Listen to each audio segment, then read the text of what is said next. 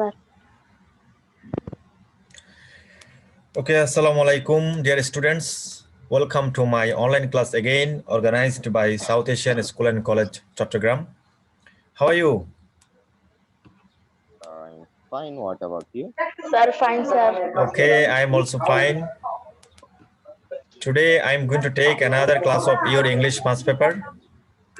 Basically, I will discuss model question 51 in this class. So, dear students, listen and watch the class very attentively.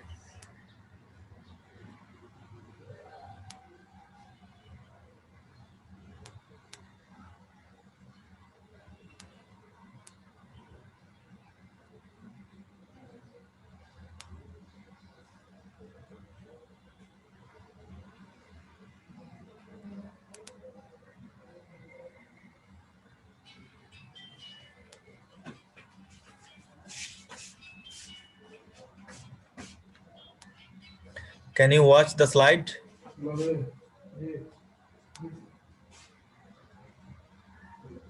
Yes, sir. Okay, here I mentioned subject and topic of the class. Okay, can you watch?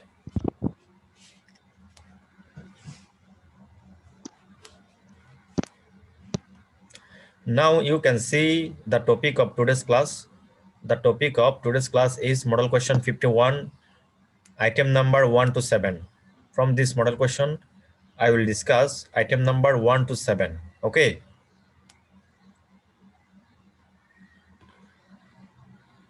Yes, sir. Now you can see the learning outcomes of today's class. Actually, after completing this class, you will be able to know about Michael Madhusudan Datta. You will be able to know about renewable and non-renewable energy sources. You will be able to fill in the gaps with suitable words, and you will be able to arrange the story in correct order.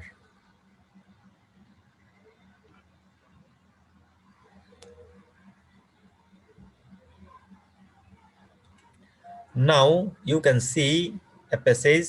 This is from EFT book, from your EFT book. This is a scene passage for your coming examination. Okay, এটা তোমাদের EFT বই থেকে নেওয়া একটা passage. Michael Madhusudan Dutta সম্পর্কে। Now I am reading the passage with Bengali meaning. Please listen carefully.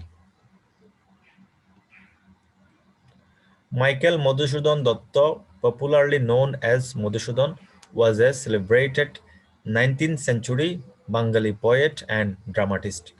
Michael Madhusudan Datta, যিনি খুব পরিচিত মধুসূদন হিসেবে, was a celebrated 19th century Bengali poet, একজন বিখ্যাত বাঙালি 19 শতকের বাঙালি কবি and dramatist. Dramatist মানে হচ্ছে নাট্যকার। তিনি একজন বিখ্যাত বাঙালি কবি এবং নাট্যকার। Clear? He was born in Shagordari on the bank of the Koputakko River, a village in Kashapur Upazila under Joshur district. তিনি জন্মগ্রহণ করেন যশোর জেলার সাগরদাড়ি গ্রামে, কপোতাক্ষ নদীর পাশে যেটা আছে সেটা, এটা হচ্ছে তোমার আন্ডার যশোর ডিস্ট্রিক্ট। ভিলেজ হচ্ছে ভিলেজ ইন কেশবপুর ভিলেজের যশোর ডিস্ট্রিক্টের আন্ডারে কেশবপুর গ্রামটা সাগরদাড়ি গ্রামে নদীর কপোতাক্ষ নদীর সাগরদাড়ি গ্রামে। ঠিক আছে, শোনা যাচ্ছে ক্লিয়ার করে? Yes, sir. From an early age, Datta aspired to be an Englishman in form and manner. ছোটবেলা থেকেই মাইকেল মধুসূদন দত্ত চেয়েছিল যে, সে চিন্তা করেছিল সে একজন ইংলিশম্যান হবে। কিসের দিক দিয়ে? ফর্ম অ্যান্ড ম্যানার, তার গঠন এবং তার আচরণের দিক দিয়ে। অর্থাৎ সে একজন ইংলিশম্যান এবং ইংলিশম্যানের আচরণে আচরণের সমষ্টিগত একজন মানুষ হতে চায়। Though he was born in a sophisticated Hindu family, he converted to Christianity as a young man, much to array of his family, and adopted the first name Michael. যদিও সে একটা বিখ্যাত কবি খুবই পরিচিত ও বিখ্যাত হিন্দু ফ্যামিলিতে জন্মগ্রহণ করেন, হি কনভার্টেড টু ক্রিশ্চিয়ানিটি, সে ধর্মান্তরিত হলো খ্রিস্টান ধর্মে, অ্যাজ এ ইয়াং ম্যান, একজন যুবক হিসেবে, much to the horror of his family and adopted the first name Michael. তার ফ্যামিলির বাইরে অর্থাৎ বিরুদ্ধে গিয়ে, তার ফ্যামিলি চায় না সে একজন খ্রিস্টান ধর্মের অনুসারী হোক, সেটা তার ফ্যামিলি চায় নাই। এদের কথার বাইরে গিয়ে সে কি করলো, মাইকেল নাম ধারণ করেছে, খ্রিস্টান ধর্ম গ্রহণ করে। বুঝতে পেরেছ? In his childhood, he was recognized by his teachers as a precious child with a gift of literary talent.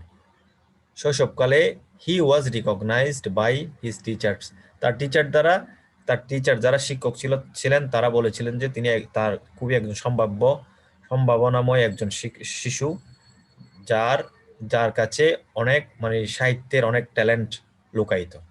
তার তার মাঝে অনেক ট্যালেন্ট ওরা দেখতে পেয়েছে, অনেক বুদ্ধিদীপ্ত আচরণ ওরা দেখতে পেয়েছে, তাই ওরা বলেছিল যে সে একজন খুব মূল্যবান শিশু। বুঝতে পেরেছ? টিচাররা বলেছিল।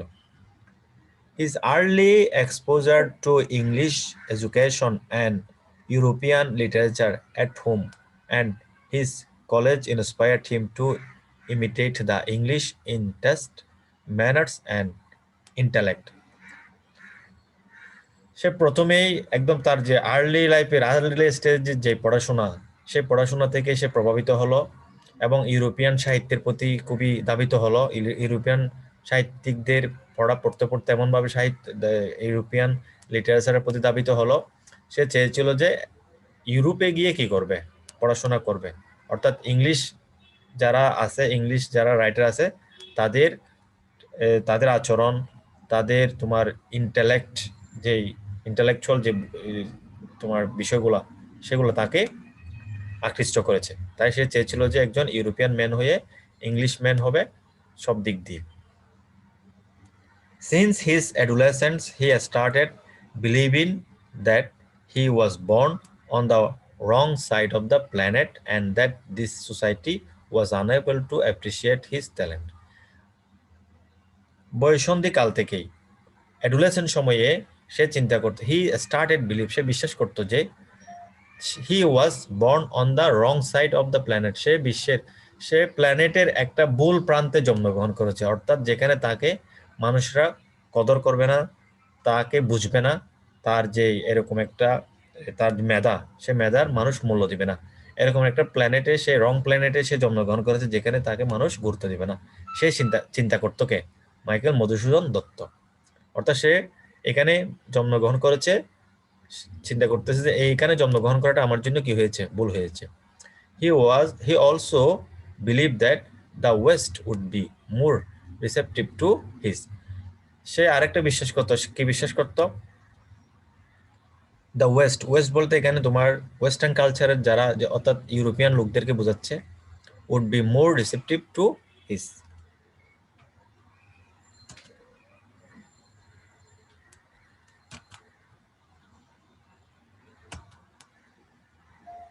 অর্থাৎ ইউরোপিয়ানরাই হচ্ছে তার জন্য পজিটিভ মানুষ, যারা তাকে গুরুত্ব দিবে।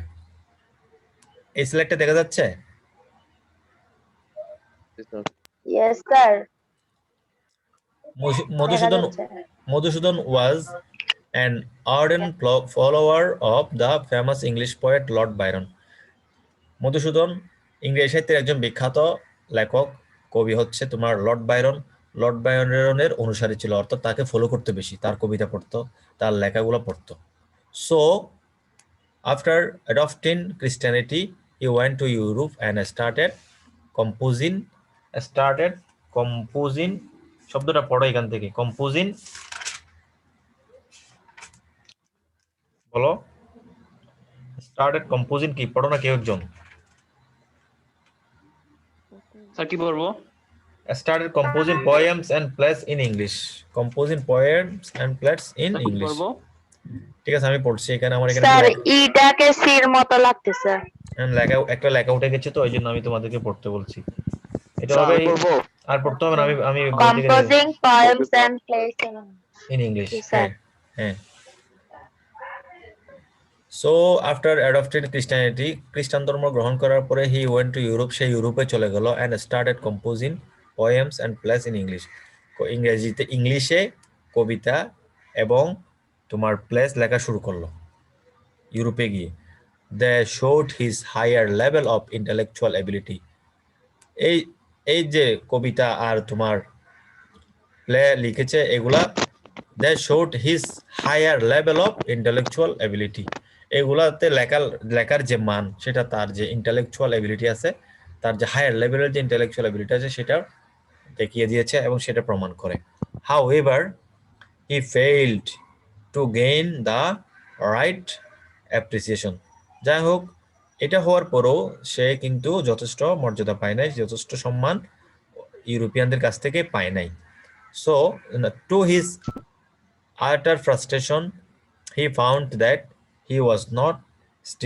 estimated as a native writer of English literature তার চিন্তা থেকে সে বলল যে সে ফ্রাস্ট্রেটেড হয়ে গেল অর্থাৎ এত ভালো ভালো লেখা কবিতা লেখার পরও সে গুরুত্ব পাচ্ছে না এখানে মর্যাদা পাচ্ছে না কোথায় ইউরোপিয়ানদের কাছে দাম পাচ্ছে না তখন সে চিন্তা করলো যে আসলে এখানে ইংলিশম্যানদের কাছে নেটিভ রাইটার না হওয়ার কারণে সে কি হয়ে যাচ্ছে সে তাদের কাছ থেকে গুরুত্বটা পাচ্ছে না নেটিভ অর্থাৎ ওরা নেটিভ ইংলিশদেরকেই গুরুত্ব দিচ্ছে এটা বোঝাচ্ছে বুঝতে পেরেছ এই কারণে সে একটু ফ্রাস্ট্রেটেড হয়ে গেল out of his frustration he composed A sonnet in Bangla Kapotaksha নদ এই ফ্রাস্ট্রেশনের উপর ভিত্তি করে সে একটা বাংলা সনেট লিখলো সনেটটা হচ্ছে নাম হচ্ছে কপোতাক্ষ নদ which earned him huge reputation in Bangla বাংলায় তাকে যথেষ্ট পরিমাণের খ্যাতি অর্জন করে দিয়েছে এই কবিতাটি গ্রাজুয়ালি হি কুড রিয়েলাইজ আস্তে আস্তে ধীরে ধীরে সে বুঝতে পারলো যে that his true identity lay in Bengal and he was a sojourner in Europe অর্থাৎ সে বুঝতে পারলো যে আসলে তার মূল আইডেন্টিটি হচ্ছে বাংলায় বাংলাদেশে তাকে ফিরে যেতে হবে ওখানে গিয়ে তাকে বাংলা সাহিত্যের চর্চা করতে হবে আর তিনি ইউরোপে একজন প্রবাসী হিসেবে মূলত সে ইউরোপে একজন প্রবাসী হিসেবে আছে এই কথাটাই সে বুঝতে পেরেছে afterwards he regretted his fascination for England and the West এটার পরে সে ইংল্যান্ড এবং ওয়েস্টদের প্রতি একটা তার মাঝে ফ্যাসিনেশন চলে আসলো মানে চিন্তা করলো যে এখানে থাকাটা তার জন্য ভালো হবে না তাই সে কি করলো he came back to Bengal and devoted himself to Bangla literature from his period ওই সময় থেকে সে বাংলাদেশে চলে আসলো এবং বাংলা লিটারেচারে মনোযোগী হলো এবং লিটারেচার চর্চা করা শুরু করলো he has written the first Bangla epic Meghnadbadh কাব্য তিনি সর্বপ্রথম বাংলায় এপিক লিখেছেন মহাকাব্য লিখেছেন এটার নাম হচ্ছে মেঘনাদবধ কাব্য মাইকেল মধুসূদন দত্ত অর্থাৎ মূলত উনি খ্রিস্টান ধর্ম গ্রহণ করে ইউরোপে যেতে গিয়েছিল ইউরোপে গিয়ে মনে করছিল যে ওখানে উনি খ্যাতি অর্জন করবে লেখালেখি করবে ইংলিশ রাইটারদের তালিকায় তার নাম চলে আসবে কিন্তু ইউরোপিয়ানরা তাকে গ্রহণ করে নাই অর্থাৎ ইংলিশ যারা ছিল তারা নেটিভদেরকে বেশি প্রাধান্য দিত তার ইন্টেলেকচুয়ালিটি থাকার কারণে তারা তাকে কি করে নাই গ্রহণ করে নাই পরবর্তীতে তিনি যখন বাংলা লিটারেচার লেখা শুরু করলো চর্চা করলো বাংলা সাহিত্য চর্চা করলো দেখেছি অনেক ভালো ভালো কবিতা কিংবা অনেক ভালো ভালো প্লেস এবং তোমার এই মহাকাব্য লিখেছেন তো এখানেই তিনি কি খ্যাতি অর্জন করেন বুঝতে পেরেছো বিষয়টা বুঝতে পেরেছো yes sir Now answer to question number. Which of the following has the closest meaning of the word sophisticated? Sophisticated অর্থ কি এখানে lower class বলো তো lower class classy তারপর তোমার unfashionable নাকি middle class কোনটা হবে classy মানে হচ্ছে হাই লেভেল যেটা আছে এটা হচ্ছে ক্লাসি, এখানে হবে classy. He converted to Christianity, he converted to Christianity, খ্রিস্টান ধর্মে এখানে কি হবে? হি এমব্রেড, এখানে দেখো হি এমব্রেসড ক্রিশ্চিয়ানিটি, এটা কোনটা হবে? He embraced Christianity. Clear? Yes, sir.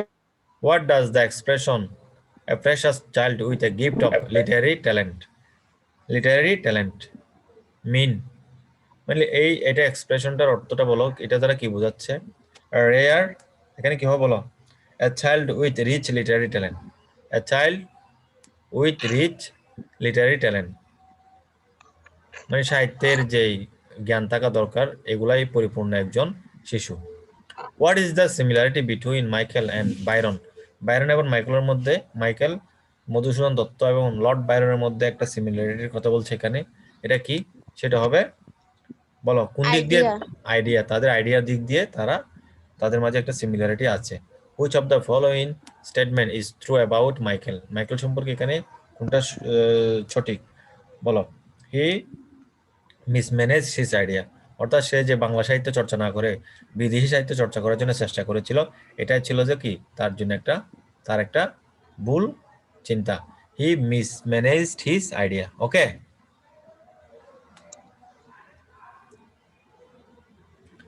the word devoted means কি হবে? dedicated C number. What does the word period in the passage refer to? Period অর্থ এখানে কি বোঝাচ্ছে? a definite portion of time. Period মানে হচ্ছে নির্দিষ্ট একটা টাইমের একটা নির্দিষ্টতা মানে ব্যাপকতা বোঝালে এটাকে আমরা ইংলিশে বলি কি? পিরিয়ড। অর্থাৎ ফার্স্ট পিরিয়ড আমরা ক্লাস বলি না, এটা হচ্ছে ধরো 80 মিনিট 40 মিনিটের একটা ক্লাস, তাহলে এটা ফার্স্ট পিরিয়ড। তো ডিউরেশন অফ টাইমকে বোঝায় যে কি? a definite portion of time. Clear?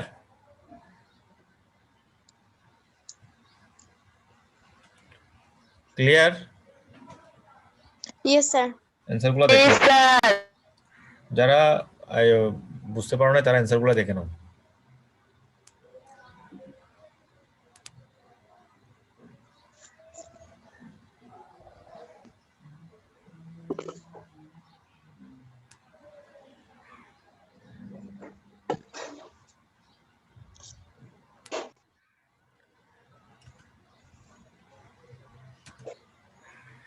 এখানে কিছু ওপেন এন্ডেড কোশ্চেন আছে। Where was Michael Madhusudan Dutt born? What was the belief of Michael from his adolescence? এই প্রশ্নগুলো তোমরা নিজেরা প্র্যাকটিস করবে ওখানে, কেমন? সবগুলো বলতে গেলে এখানে আমরা ক্লাসে কভার করতে পারবো না। এই প্রশ্নগুলো তোমরা কি করবে? প্র্যাকটিস করবে। নেক্সট টাইম যদি এই মডেল কোশ্চেনটা আবার রিভিশন আসে তোমার কোর্স প্ল্যানে, তখন আমি এগুলো নিয়ে আলোচনা করব। ঠিক আছে? এই কোশ্চেনগুলো নিজেরা দেখবা। জি স্যার। এখানে আমাদের আরেকটা পেসেজ আছে। Okay, sir. Okay. এখানে একটা পেসেজ আছে, সেটা হচ্ছে তোমার রিনিউয়েবল এনার্জি আর নন রিনিউয়েবল এনার্জি, মানে রিনিউয়েবল এনার্জি সোর্সেস আর নন রিনিউয়েবল এনার্জি সোর্সেস। কিছু এনার্জি আছে নবায়নযোগ্য আর কিছু আছে অনবায়নযোগ্য।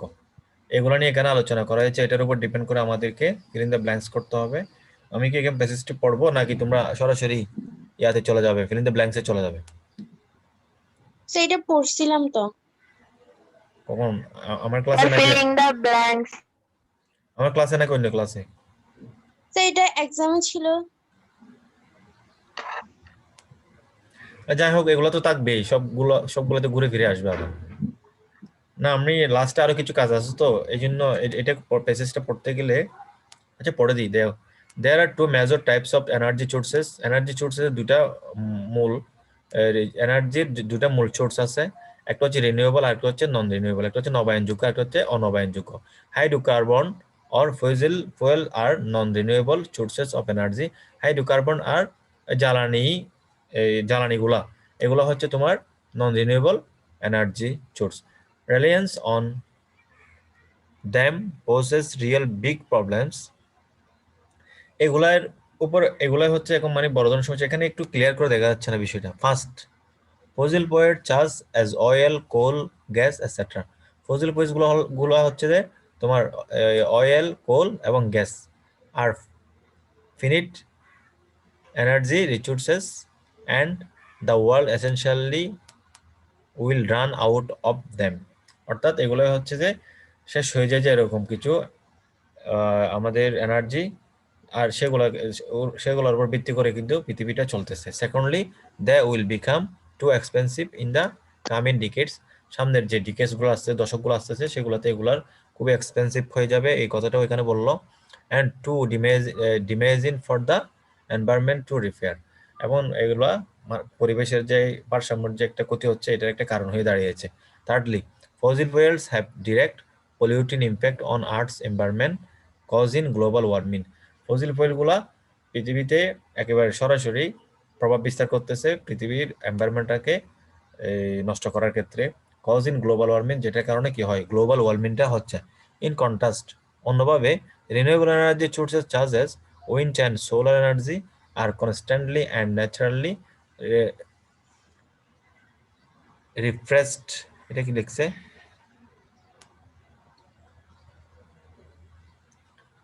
replenished and never run out. Most renewable energy comes either directly or indirectly from the sun.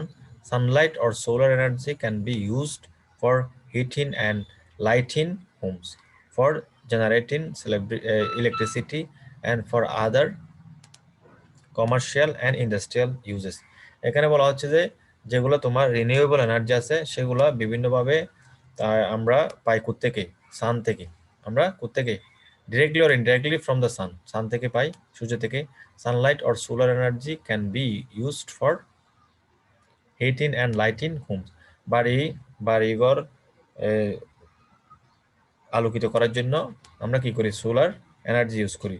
For generating electricity, আবার অনেক সময় electricity উৎপাদন করার ক্ষেত্রে আমরা সোলার এনার্জি ইউজ করি।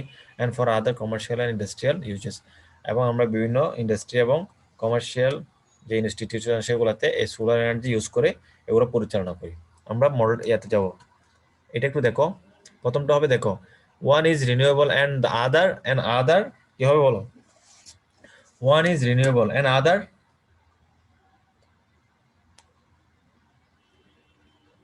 এখানে কি হবে one is renewable and the other, এখানে হবে কি other is non renewable hydrocarbon. কি সাউন্ড কি ক্লিয়ার না, সাউন্ড ক্লিয়ার না?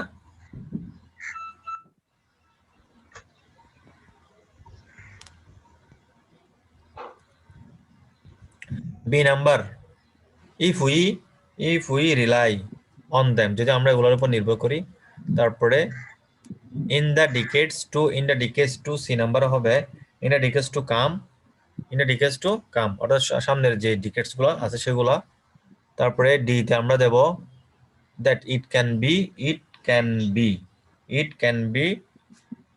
repaired, এখানে হবে কি it can be repaired at all, এটা রিপেয়ার করা যায় না, sorry it cannot be repaired, যেটা রিপেয়ার করা যায় না, it cannot be repaired। তারপর এই নাম্বার হবে ন্যাচারালি refilled and never কি হবে এখানে বলো, ফিনিশড, এখানে হবে কি নেভার ফিনিশ, যেগুলো কখনো শেষ হয় না, অর্থাৎ রিনিউয়েবল এনার্জি গুলোর কথাই বলছে এখানে। অ্যান্সার গুলো দেখে নাও।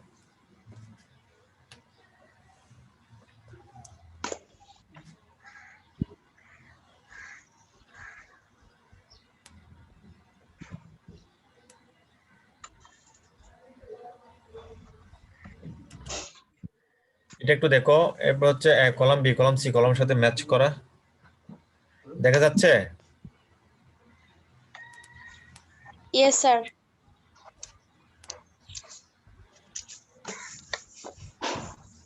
দেখো এনভায়রনমেন্ট, আমি পড়ছি, একটু সবাই মনোযোগ দিয়ে খেয়াল করো। 6 number, environment pollution has become one of the greatest problem in this modern age. তারপর in our cities air is constantly being polluted by smoke of factories and vehicles. C number, even the ground we walk on both in urban and rural areas is polluted by garbage. Water is also polluted in various ways in our country. E number, but we should not remain idle in the face of alarming pollution. In the face of alarming pollution. সবাই একটু অ্যান্সারটা মিলিয়ে নাও। এখানে answer লেখা আছে দেখো।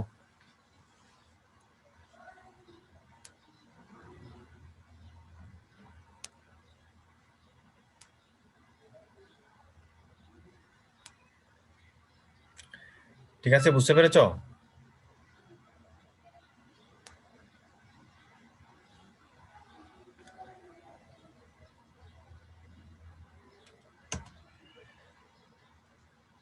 এখন দেখো, এখন হচ্ছে আমাদের রিঅ্যারেঞ্জ।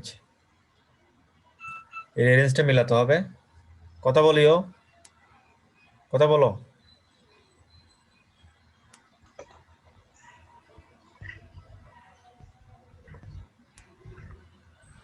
রিঅ্যারেঞ্জটা মিলাও। দেখো, প্রথমে হবে ই, প্রথমে হবে কি? E. First year was a French scientist.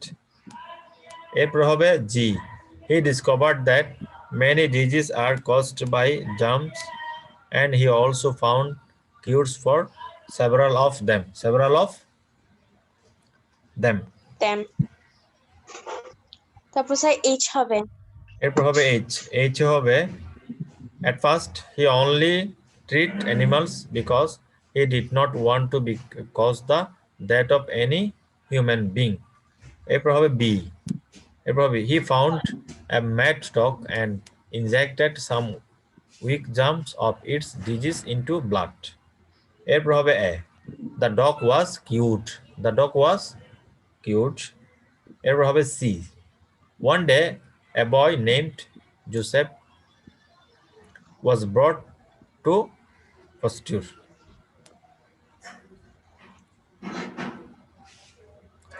He had been, এরপরে কি হবে? এরপরে হবে কি? C, one day, এটাতে বললাম। এরপর হবে তোমার D, he had been beaten by a mad dog. এরপর হবে pasture gave him some injections and the boy did not get dog's disease. এভাবে আমরা এটা কি করব? স্টোরি একসাথেই স্টোরি আকার লিখবো। অ্যান্সারটা একটু দেখে নাও।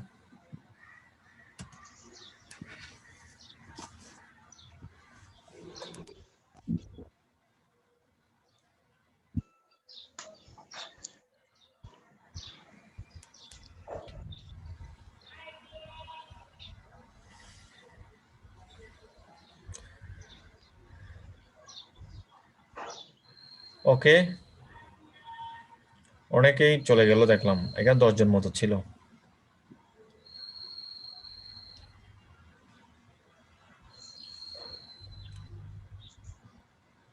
So dear students, that's all for today. Thank you so much. Wish you all the best. সবাই ভালো থাকবে, দেখা হবে আবার। স্যার আসসালামু আলাইকুম।